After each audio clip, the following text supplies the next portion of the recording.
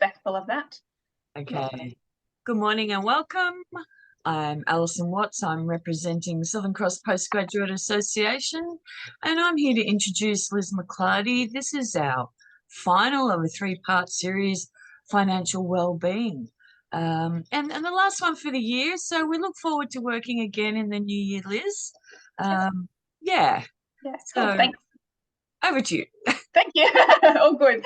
Thanks, Alison. Yes, so we're at the third of our series for our Financial Wellbeing Foundations, and a great place to get to at this time of the year. So I can see just a couple of people jumping in.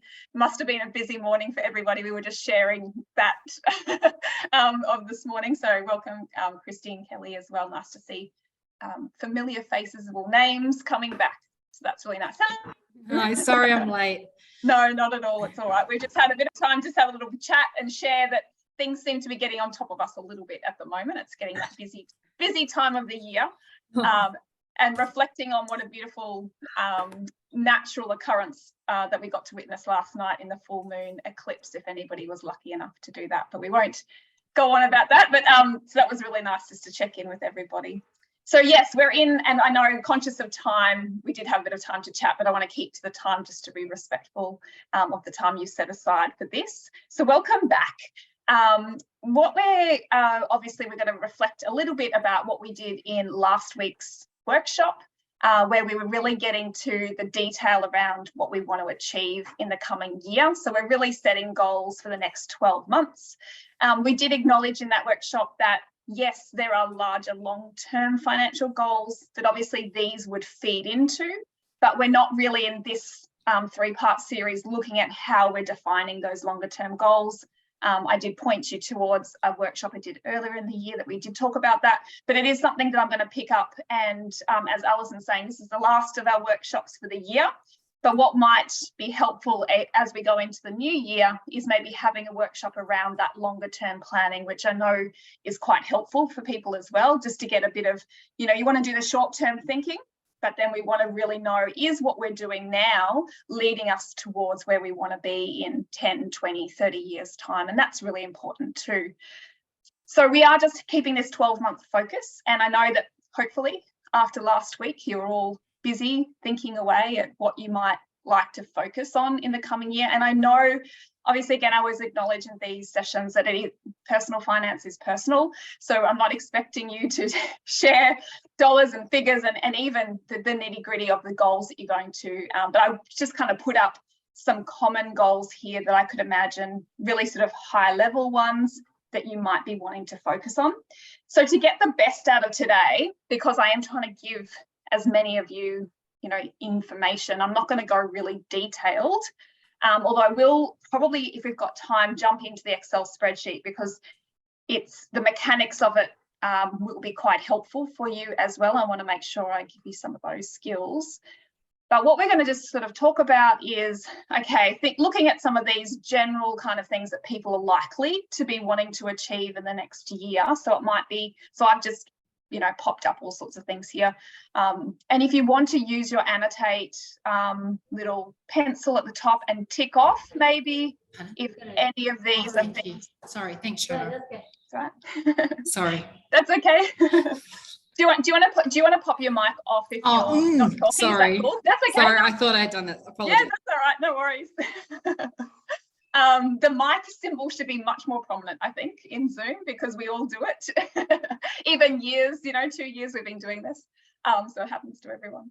So yeah, if you'd like, you can, tick off maybe some of these things that maybe are resonating. So it might be that you're building emergency savings. Yeah, I've got some general ones here as well of just saving money.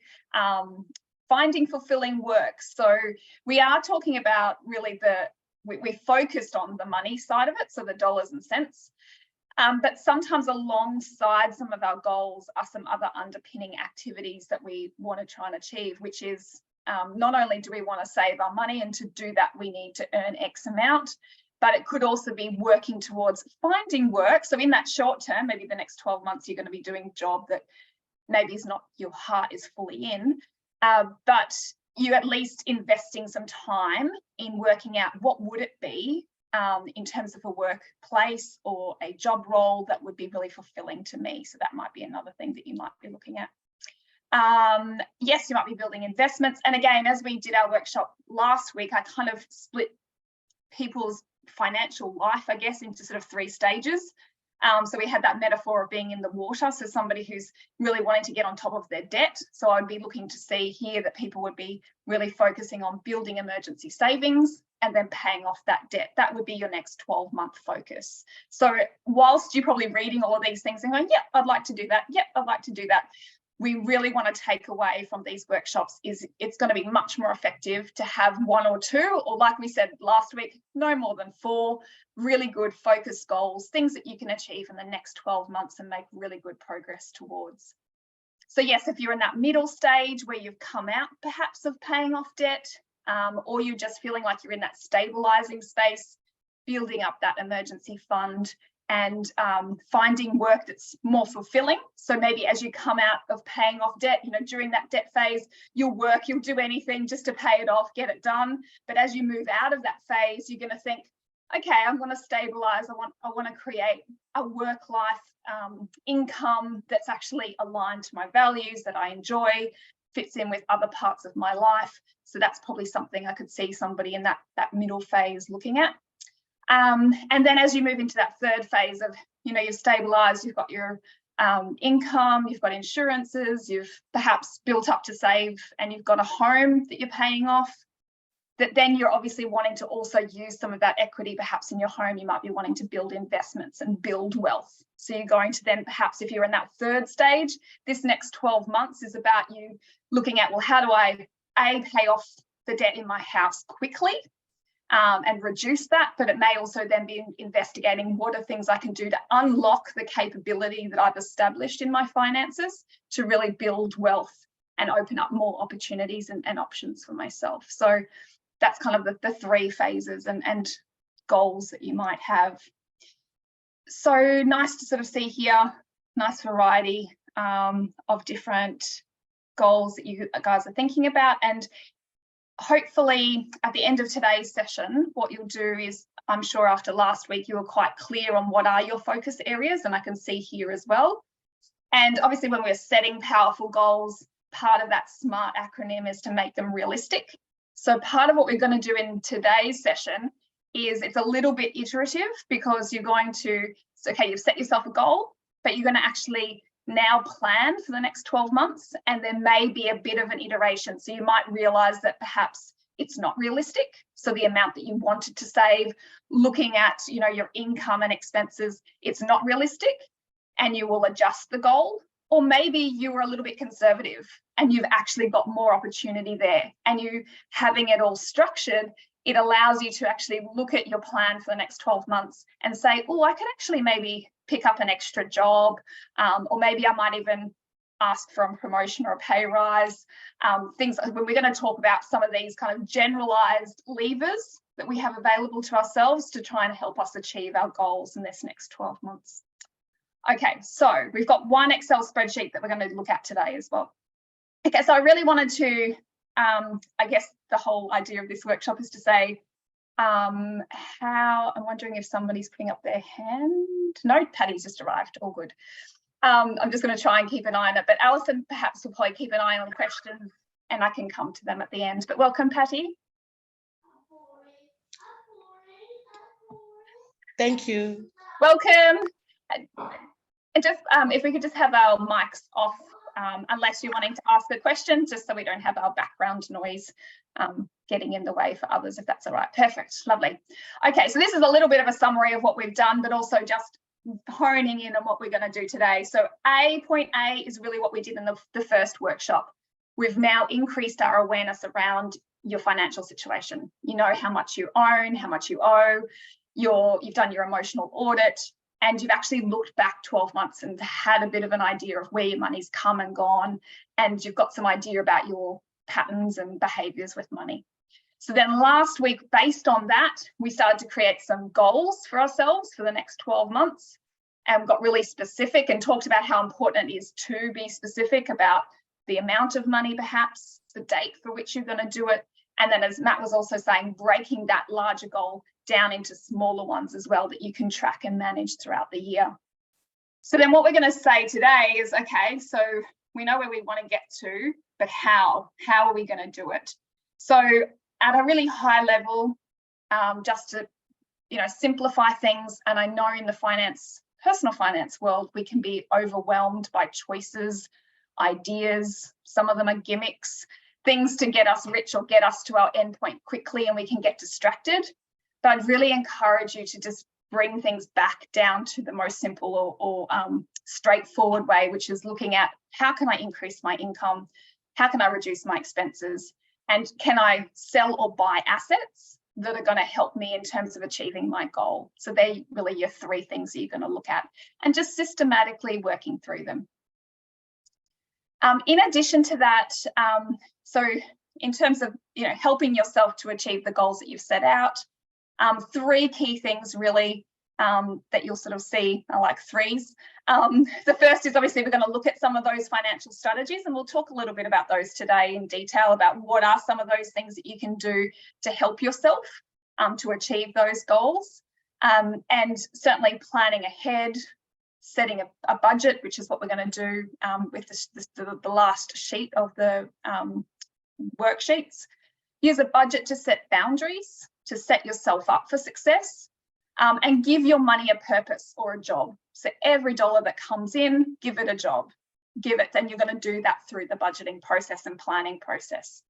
And then once you've set that plan, then track your progress throughout the year, because you're going to need feedback, you're going to need reinforcement to stay on the plan and to feel like you're achieving what you set out to. So it's kind of twofold, the worksheet that we're looking at today.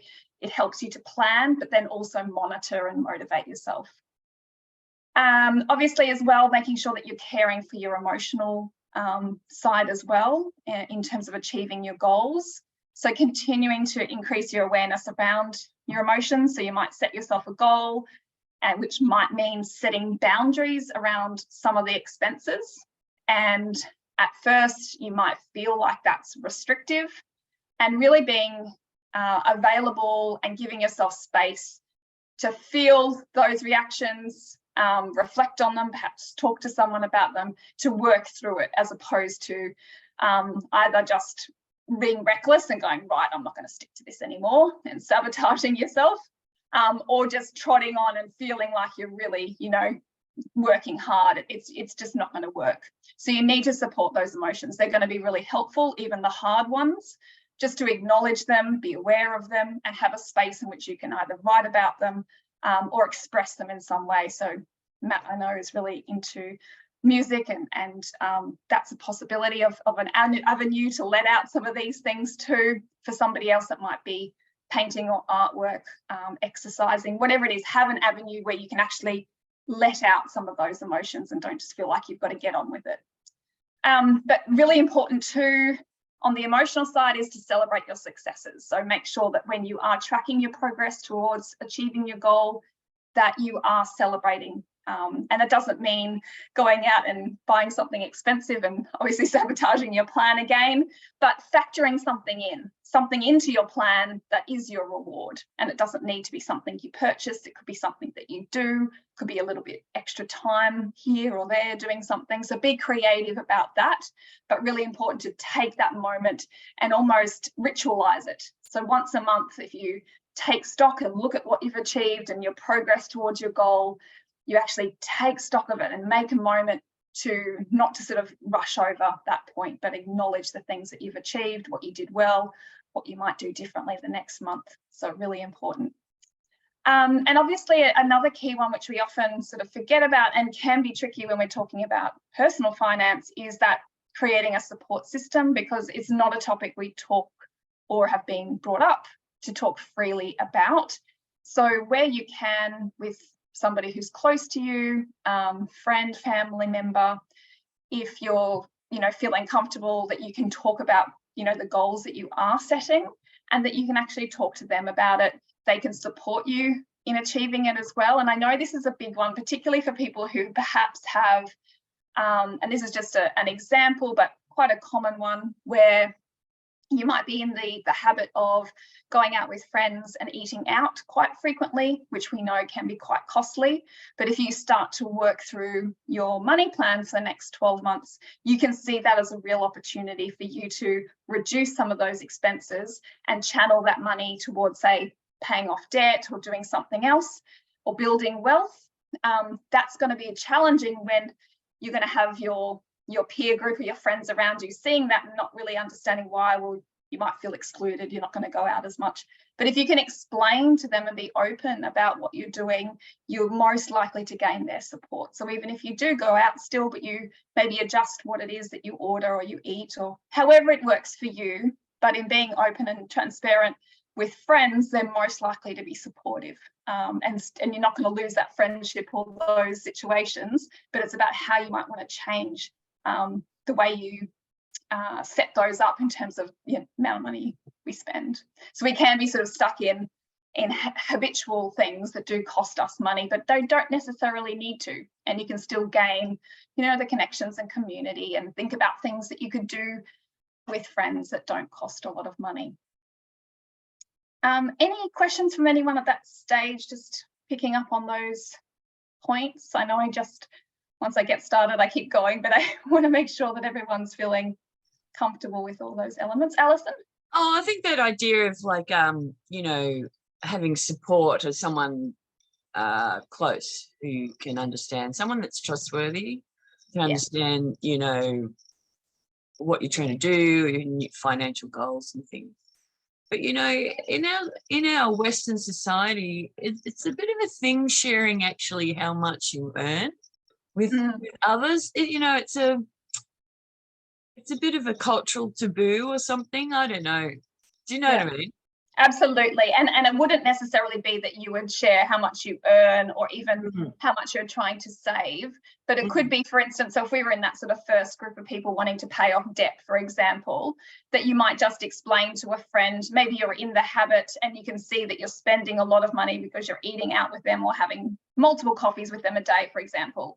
And you're just going to say, and if there's somebody, again, yes, important that you can feel like you can trust them, but you can just say, I'm working on paying off debt at the moment, so I'm not going to buy that coffee today or whatever it is, just so they know. So instead of excluding yourself from things that you would have done before, you can explain why it is, and it might actually even encourage them. They'll be like, oh, okay, cool, I've got debt too, maybe let's just go for a walk instead, so it might just open up that dialogue. But absolutely acknowledge that it is personal because there's so much wrapped up in the details of your financial life. So yeah, no, I definitely wouldn't say it's the time to tell everybody what your situation is and how much I earn. And no, definitely not. Unless they're your partner, that's obviously different and really important to be open and transparent there. I often see dysfunctional relationships occurring when people are hiding things in close relationships like that, but that's a unique scenario. But for friendships, it's what you're comfortable with as well.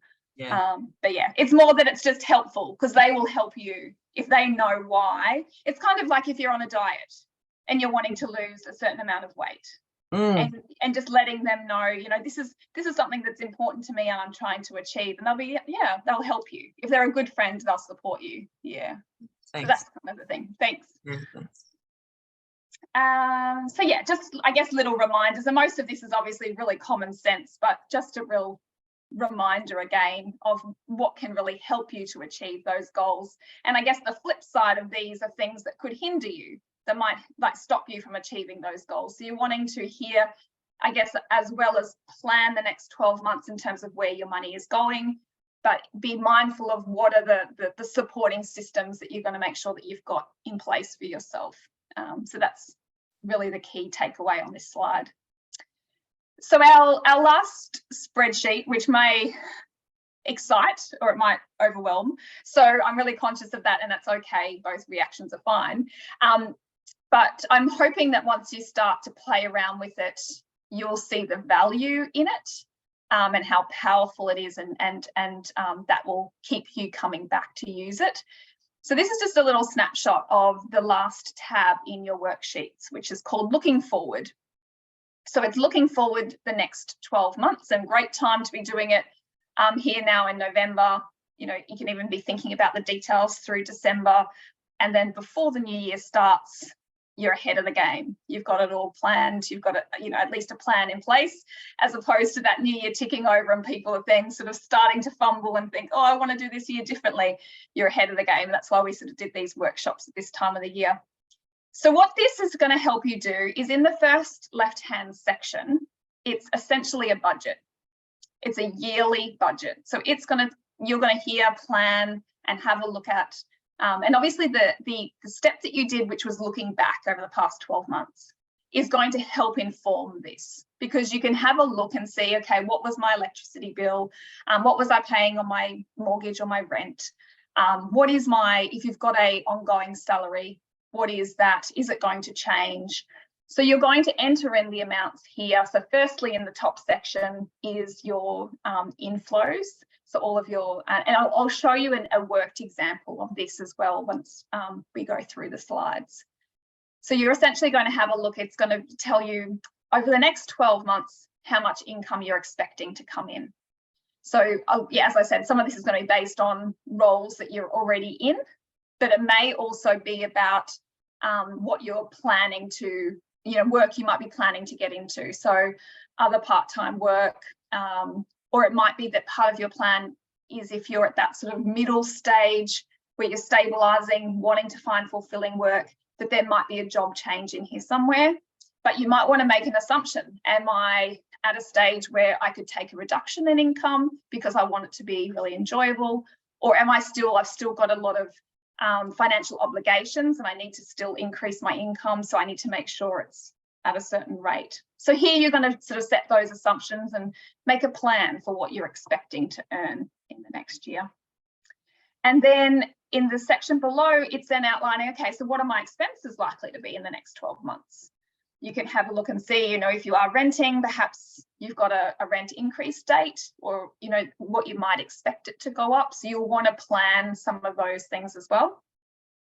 And of course, you'll note that some of these things are going to increase as well. So you've got insurance, anything that, you know, is likely to be adjusted. You can incorporate an assumption, you know, maybe a CPI amount, which I know is going up a lot at the moment, but it's up to you to kind of work out what you think is going to be a reasonable increase. But you could put in anywhere between, you know, you could probably put in between 3 and 6% increase on some of those expenses, particularly your health insurance, which we know you can even look back historically at how much it has been going up. If that's something that you have and you pay for, you can make a bit of a guess around how much that is likely to be until you receive the new updated fees for it. You can also reach out to them, and if you want to get detailed, ask them what the expected is. Sometimes they've already, but it's usually around April that they'll give you that update anyway. But so essentially this first, your left-hand section is really looking at, okay, what is my total income and expenses for the next 12 months? And then the right-hand side is helping you to manage the cash flow part of that. So what I mean by that is, if you've got particular expenses, maybe that you only pay once a year, so maybe you pay your rego annually, and working out what month that you pay it. So you can then see that some months you're going to have more expenses than others, and then to make sure that you've got enough cash available to cover that. Now, this is really important at any stage of your financial, any of those 3 stages I was describing. Obviously for debt, because you want to make sure that you can cover everything off, but also if you've got any surplus in any given month, that you're channeling it towards something. So if you're in that wanting to pay off debt stage, that any extra you're channeling towards paying off that debt.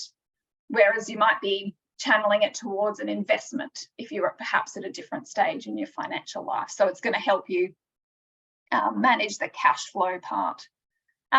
So this is where, once you start filling this out and so you've set your goal, so you've got an idea of what you want to achieve in the next 12 months, but here you're kind of going to get a bit more detailed, and then you're going to realize whether that goal is achievable or not. So there's going to be a little bit of iterations and playing around with figures as well. Also, you know, doing different things around thinking, you know, is there a way that I could reduce my groceries or my eating out, or, you know, you playing around with those bits and pieces and seeing what the bottom line effect is. so you can be really informed until you get to a final plan that you feel comfortable with. And obviously, this is not a set and forget thing, that you would definitely be updating it each month. I would certainly encourage that. As you know, expenses come in and you would see, oh, okay, you know, am I keeping to that?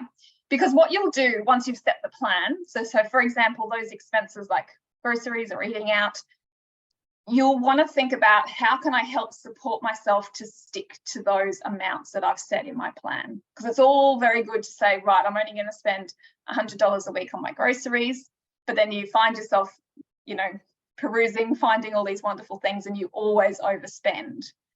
So really simple way to make sure that that doesn't happen is, for those kind of discretionary expenses, is to use cash. Actually, physical cash can help somebody in the early days, because they know that they can't spend any more, and they're not going to, even if they've got more on their debit card, you're always going to spend a little bit more, and it will all get, you know, mixed together, and you won't even sort of be accountable for it.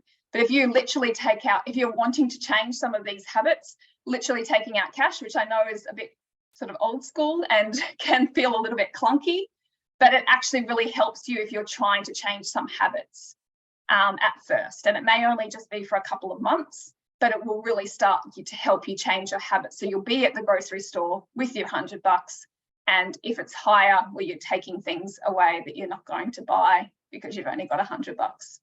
And then they've only got $100 for next week, so you make it work.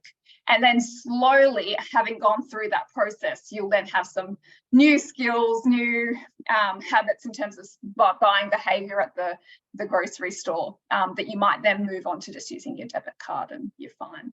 So it all, again, depends on where you're at, what your situation is, and what you're finding your pain points are, I guess, how you're managing your money. So any questions? So I will go into the spreadsheet in a little bit of detail once we kind of have a look at the extra slides. So I'll keep moving. So if you do have questions, just hold on to them. So what I want to just really highlight here is, at this high level, again, coming back to, you know, what can you control? So it really is a balancing act between your income and expenses, but they're the two key levers that you've got. So if you're wanting to achieve a particular goal, and that means having extra money to either pay off debt, pay off your mortgage, build up a savings to go on a holiday, save up for a house deposit, whatever, build wealth, channel it towards, you know, buying a new investment property. Either you're going to look at ways to increase your income, and I'm just really noting very, you know, high level generalized ideas here, but there's many more, and in your own situation and circumstances and your beautiful creative minds can also come up with things, but it's giving yourself the opportunity and space to think it through. And I'm hoping that's what these spreadsheets are going to prompt you to do. So, you know, just some ideas. Obviously, increasing income, promotion was one of them. Is that possible in the workplace that you're in? Is there any, you know, opportunity for asking for a pay rise? As awkward and uncomfortable most people find that to be, but is it a legitimately justifiable situation that you're in? Is there a new job? You know, maybe you've been in your existing role for a while and there's no capacity there, but it's looking for a new job, maybe in the same kind of area. Additional part-time work. So if you are really in that debt phase, and depending on how much debt, I'm talking about consumer debt here, you know, to really get rid of it and make sure that you're, because it's just, you want to pay that debt off as quickly as possible. So any additional kind of part-time work that you can do, Ubering, Airtasker, whatever it is, to really get that debt paid off. Is there something that you do that you can make money out of as well? So anything from music to art, as I've shared before, but are there other things, other skills that you have that perhaps you don't use in your day-to-day work, but certainly could, you know, even if you've got, you know, mowing lawns, you know, whatever you come up with, things that will help you to have additional income that fit in with your lifestyle. Obviously, all of you being highly educated as well, tutoring is often an option too, if it's at the university, if it's to school aged kids as well. Tutoring in your field can also be really helpful. Being mindful though that obviously we're coming up to the school holidays as well, but that's something in the terms that could be picked up. Do you have a room in your house? And again, all of these things about you've got to consider whether they would actually work for you, and circumstances are not always open for that. But if you have a house or you've got somewhere that you could rent out, that's also another possibility for earning more income. And always the good fun one of doing a big clean out. Are there assets that you can sell, things that you're just not using, doing that inventory and having a look and selling those off to really give you an extra cash and capital to work with to achieve those goals. So many, many more. I'm sure you've got lots of different ideas as well beyond that, but really just to start that thinking, okay, having a look at what are my options. And then we look to the other side. So looking at your expenses, money that's going out, what can I do to reduce those? So absolutely encourage you at least quarterly and definitely yearly to review those expenses. So any ongoing expenses, once you've set your plan, have a look back to check that you're on track. But is there any, possibility for negotiation around any of them, particularly with your electricity provider? I know there's so many and it takes time, but it's time well invested if you can look to that and negotiate better prices. Groceries, we don't have to do it constantly, but once a month or once a quarter, have a look at and comparing prices in different places. Is it really better to go to Aldi, or is the other markets better? And again, you're going to have that internal conflict. There may be things that you really value in terms of the way in which you purchase food, but it's also trading that off against you achieving your financial goals. And I'd certainly say in a short term where you're trying to pay off debt, that some of those things may need to be put on hold until you're in a different position. So we can't be buying the most expensive farm food if you're in a debt situation. We've got to just get focused to work that off, to look after yourself. Obviously eat healthily, but often it can be hard. Obviously we are overwhelmed with a lot of varieties of food, and we can get caught into thinking that we've got to just get the organic, all that stuff, but just check in around that as well. So reviewing it, and when you're buying something, ask yourself, is this in my money plan? So if it's something that's out of your money plan, you're going to have to say, well, okay, if I'm really going to buy this, what am I going to give up? So if it's not in my plan, I've got to give something up in order to buy it. So it's just being really conscious of that as well. And, checking in to say, are my habits supporting my financial health and well-being? Are they helping me to achieve my 12-month goal? And if you've set a really good goal, you should be really motivated to achieve it. It's achievable. It's 12 months. You've broken it down. Your focus on it will hopefully activate some really healthy habits anyway, just purely out of the fact that you've got the goal. And it will stop some of these other habits as well. So that's just a starting point of things to think about. Again, always happy to talk these things through with you individually. I know that some of them can be just really high level, and most of you would be like, yeah, I know that already. But just to really, just to prompt you to think about them in these two different ways. So what can I do to increase my income? What can I do to reduce my expenses? And to remember that, I guess after coming through this 3-part series, is to bring all of the 3 elements together to kind of integrate them into a self-care practice. I know we don't use self-care around our financial life very often, but really important to embrace it as another opportunity to demonstrate that you're looking after yourself, because it does. If you don't, the stress, the overwhelm that finances causes is going to be there. So really important that you do set yourself up and make time for it, and to honour the time that you spend looking at your finances, planning them, monitoring them, giving yourself feedback, and knowing that that's a really important practice to embrace. So here I've kind of taken somebody else's model here and then put in our bits and pieces, but it's looking at, again, you know, looking at your current financial situation, developing your goals,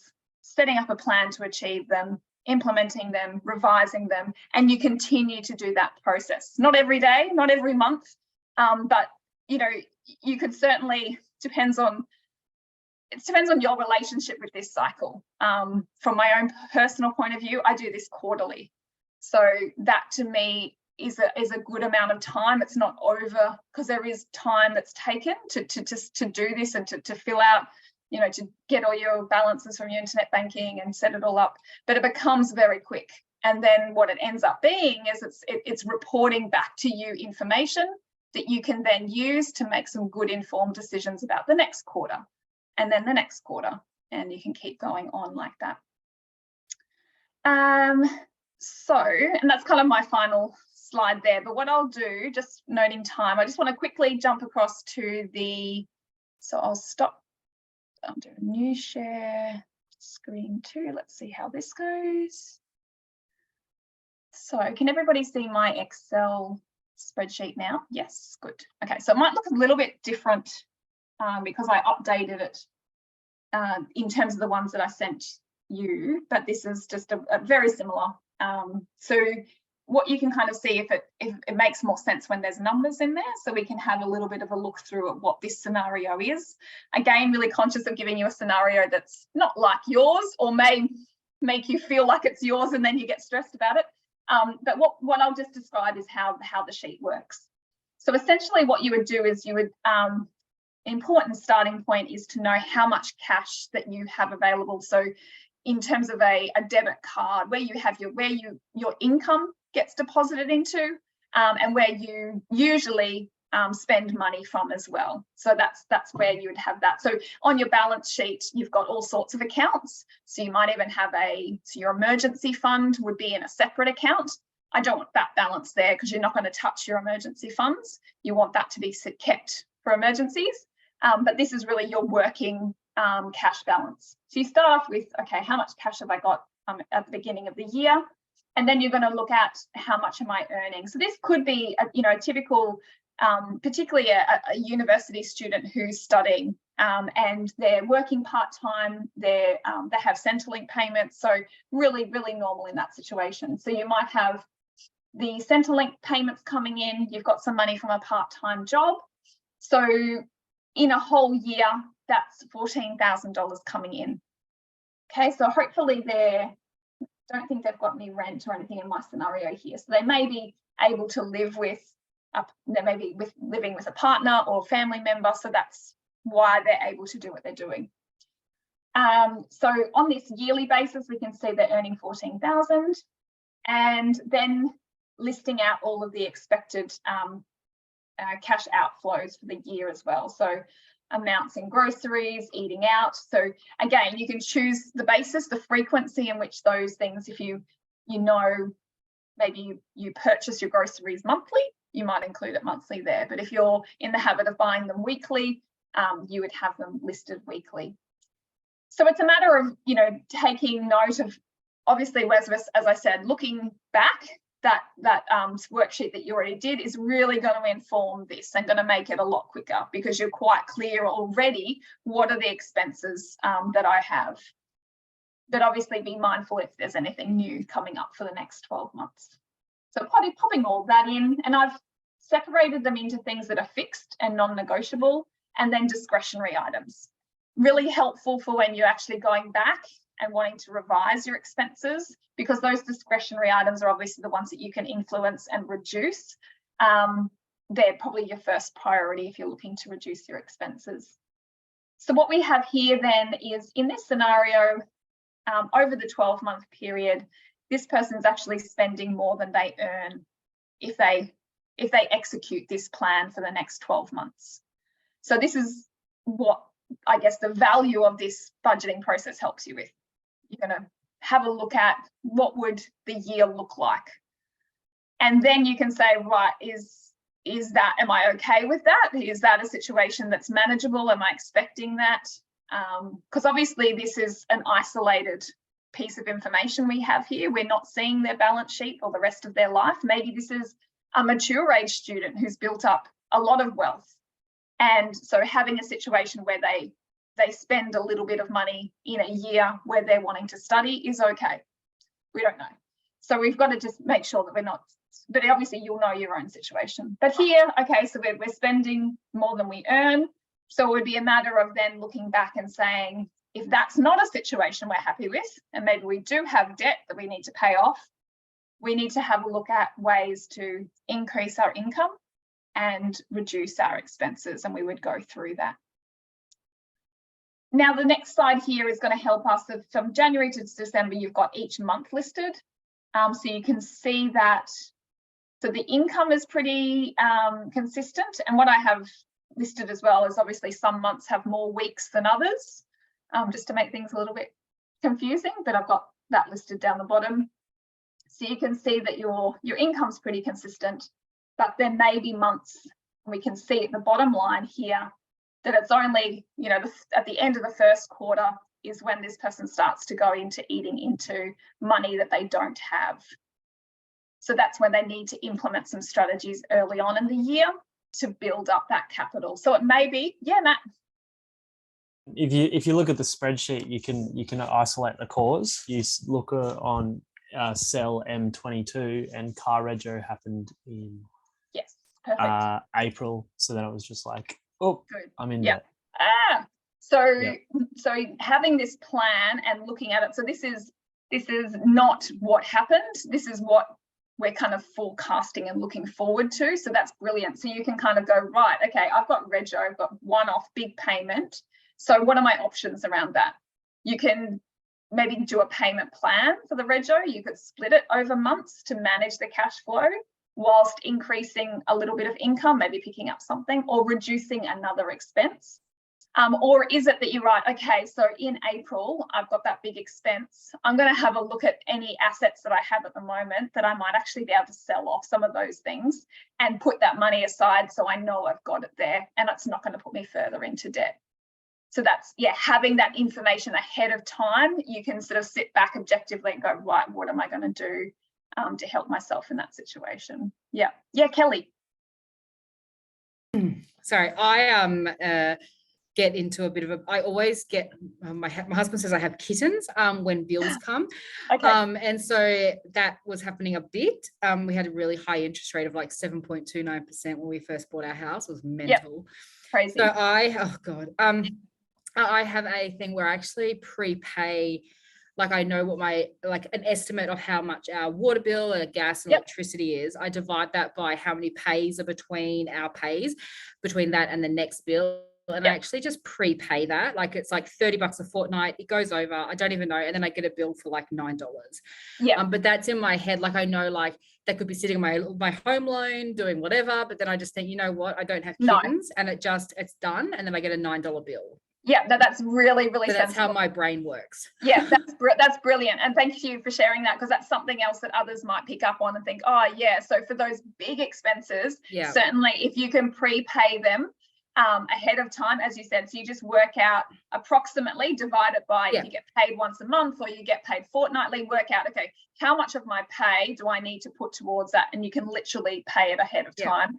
And that is not a waste. You're not going to earn that much more money putting it towards your mortgage. Like you making sure that you meet those obligations and expenses and the peace of mind is completely worth that. So absolutely brilliant. Thank you. And I've also got a spreadsheet of the year, and I know when all of our big bills are coming, just so, because sometimes you forget on things like this, like you forget you've got this and you forget. So everything's spread out over that period. So I know like the second quarter of the year is an absolute shocker for us because that's when we moved in together. So all of the bills come then. So we know that before that, we're working to like get on top of those before the ones we don't know are coming. Yeah, brilliant. Yeah, no, that's the same. So for me personally, mine's the beginning of the year. We just seem to have all of our insurance and right after. So after Christmas. So we have to wait. So I'm right in it now. So no, completely. So you might have something somewhat similar to this. Do you like that? Yeah. So you'll list it out, and that's really what I'm hoping that this would be used for. So and Matt was picking it up exactly there. So you not only say, okay, what are your yearly, and I definitely pull, okay, what are my yearly expenses or quarterly expenses, and where are they going to be charged? And then you can see and plan for the next 12 months so you can put money aside. Yeah, that's really important. That really great suggestion there. So yeah, please utilize this monthly, and it's nice, it's all in one place. It might take a little bit, although you can just, in your looking back, you should be able to see quite quickly when those expenses came through, because it will be the same for this year. So you'll see, oh, my electricity bill is in March or whatever, and then you can estimate and put an amount in your spreadsheet for March and each quarter from there on. And then when your rego was due, etc. And then if it is really lumpy, you can also work out those payment plans with those individual, like they can also do that as well and split it and help you to pay it off easier. Good. So that's really what this last bit of the spreadsheet is there to do. Again, if anyone has trouble using it or just wants to have a quick check-in, they might have set it up and just not sure, let me know. Please just email me and we can just jump on and I can have a look at it for you. But the real power of it is, once you've done all the nitty-gritty stuff and you've put in your figures, is to give yourself a bit of time to sort of sit back and look at it, because you're ahead of the wave here at this stage. None of this has happened yet. And that's why having this information now is putting you in the power position. You're taking back control. None of that's happened yet. And you can actually make changes to it before it does. If you're not happy with what you see, or you see an opportunity or a different way of doing it, you can implement it. And that's really what I'm hoping that you're going to get out of this as well. Yeah. So I know for people who aren't like loving Excel, it can be a bit overwhelming. Completely appreciate that. And it will take time. So you're probably going to hate it first and then you'll love it, and that's okay. But please don't give up on it. So I can see some nodding, like yes.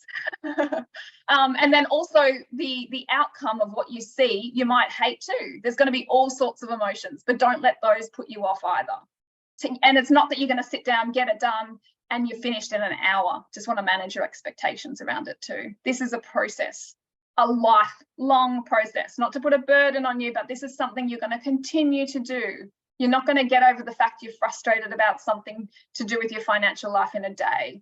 You're getting new information here. You're setting yourself up. You're giving yourself structure so that hopefully this part of your life that seems a bit overwhelming and chaotic a lot of the time for most of us, we're giving it structure. We've got a process that we can come back to. But even in saying that, we're still going to have emotional responses to it, get frustrated, need some time to walk away from it, talk it out. It's all good. But the key thing is that you're still moving forward. You're still making progress. It's far better than putting your head in the sand. Like Isabel said back in one of our other money personality, and I'm sure there's others that have that same feeling too sometimes. I just don't want to know about it. I completely understand that reaction. And some days it's better just maybe don't work on it that day.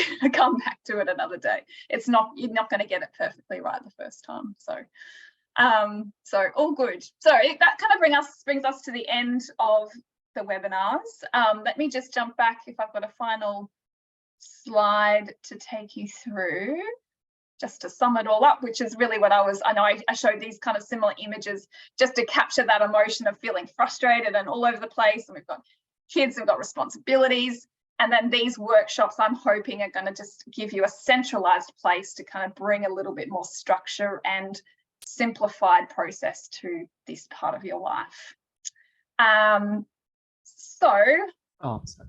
That's all right, Matt. I was just going to say I just wanted to go back to the photo and the symbolism. Yeah. I just made up a story, but the symbolism of the steely-eyed dog and the woman really enjoying doing her finances. Yeah. And that being like a metaphor, the steely-eyed dog that's like structured, yang and focused, like being a metaphor for that systematic and structured approach.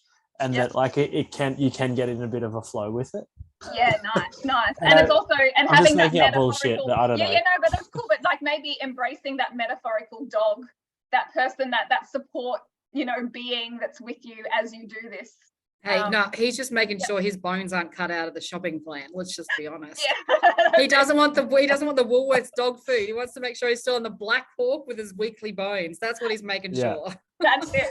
And we didn't even touch on that, but that's a really important, like, big expense for people these days as well with their pets. I don't know if anyone's got pets, but yes, a reality check around what our animals need to eat. We all need to be healthy and looked after, but some of the prices of these things are exorbitant, and if you don't buy it, you suffer the guilt. Oh, you mean like doggy daycare is not essential? Yes. No, it's not. Isn't it? Oh. And the puppy chino is not essential? Okay. Chino and the little biscuit that comes with it. So sometimes we just need that reality check to go, no.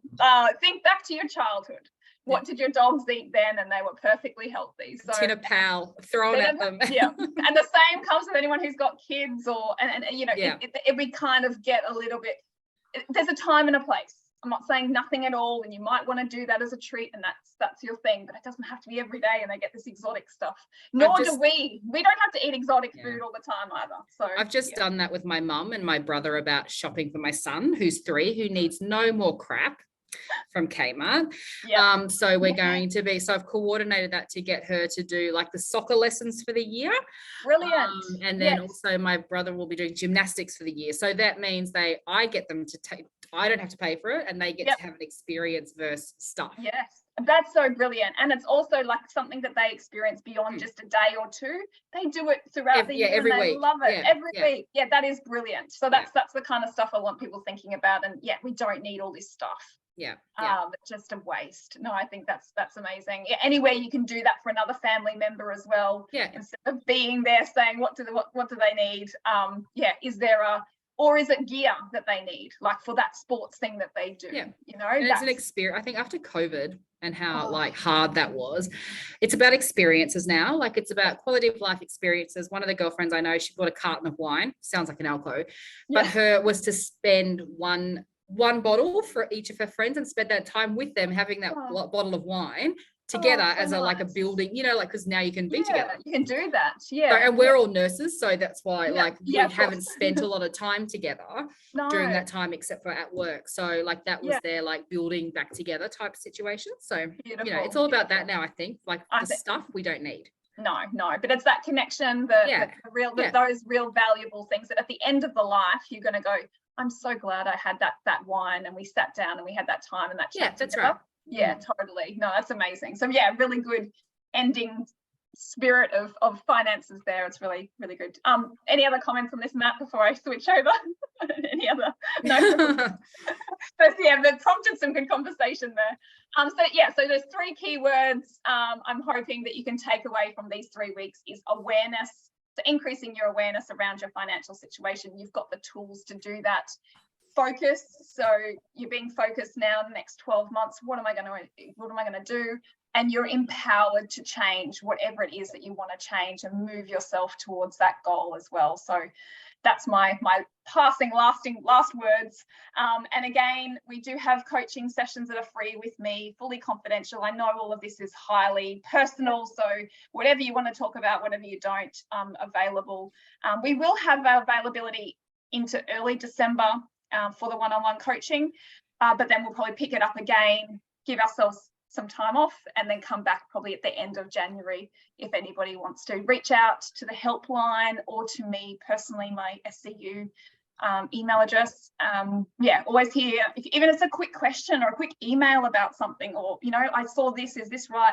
I'm happy to be there as somebody you can talk to if you need it. So it's been an absolute pleasure connecting in with everybody and all those who are listening back to these webinars as well. I hope you've enjoyed them. And as we pick up in the new year, we'll have more. Again, if there's any particular topics you want me to go over, please let me know. I can shape them around particular things. And I hope that you all have fun going away and planning the next 12 months. And would love to hear how people go and get on with achieving their goals. That just makes my job like the best, hearing what people have actually done with the tools that I've given them. So please, feel free if you get the time. Thank you. Well, thanks so much, Liz. Yeah, thanks so much, Liz. It's been really good. So thanks, everyone. We'll stop recording there. And I look forward to working with you again next year, Liz. Yes, lovely. Probably Yeah, a whole new set of financial wellbeing workshops. Be awesome. Yeah, so we usually run one every month. That's kind of the plan. And then just have the one-on-one sessions in between. But if there's anything else that somebody has that feels like would be a good addition to what we're doing, yeah, just shoot me an email. Yeah, it's all good. So Right. lovely. Thank you. Thanks, everyone. Thank you. Thank you. See you. Bye-bye. Thank you.